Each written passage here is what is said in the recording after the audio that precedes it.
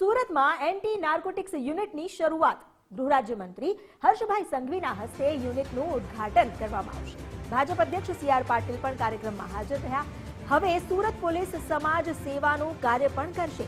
ડ્રગ્સના બંધાણીઓને લત છોડાવવા માટેના પ્રયાસ કરાશે। યુનિટ પોલીસ સંચાલિત ડ્રગ્સ સામે રિહેબ સેન્ટર બનશે। પોલીસ સેન્ટરમાં આવનારાની ઓળખ સંપૂર્ણ રીતે ગુપ્ત રાખવામાં આવશે। તેની સામે કોઈપણ પ્રકારની કાર્યવાહી નહીં કરવામાં આવે। ગુજરાતમાં સૌપ્રથમ સુરતમાં આ પ્રકારની કામગીરી કરાઈ છે। વધુ જાણકારી લઈએ સંવાદદાતા રાકેશ બ્રહ્મભટ્ટ પાસેથી। રાકેશ, સુરત પોલીસની આ પહેલ કહી શકાય કે જ્યાં ડ્રગ્સ એડિક્ટ હોય તેઓને પણ હવે રિહેબ સેન્ટરની સુવિધા પૂરી પાડવામાં આવશે। શું વધુ અપડેટ છે ને આજે જે ઉદ્ઘાટન કરવામાં આવ્યું તો કોણ કોણ ઉપસ્થિત હતા?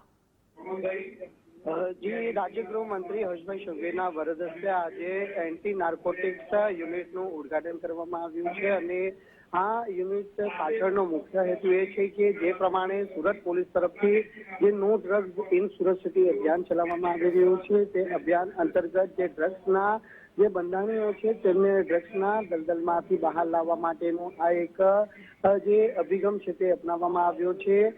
સુરત પોલીસ તરફથી જે ડ્રગ્સના કારોબાર સાથે સંકળાયેલા લોકો સામે કાર્યવાહી તો કરવામાં આવી રહી છે, પરંતુ જે ડ્રગ્સના બંધાણી હોય તેવા લોકોને ખાસ ડ્રગ્સના આ નશાના દલદલમાંથી બહાર લાવવા માટેનો જે પ્રયત્ન છે તે યુનિટ થકી કરવામાં આવશે। જે લોકો સામેથી ડ્રગ્સ છોડવા માંગતા હોય તેવા લોકોને આ જે યુનિટ ખાતે છે તે તમામ પ્રકારની જે સારવાર સહિતનું જે સમજણ પણ છે તે આપવામાં આવશે।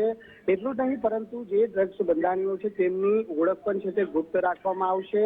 આથી આ યુનિટનો પ્રારંભ છે તે સુરત પોલીસ તરફથી કરવામાં આવ્યો છે, જેનું ઉદ્ઘાટન રાજ્ય ગૃહમંત્રી હર્ષભાઈ સંઘવી દ્વારા કરવામાં આવ્યો છે।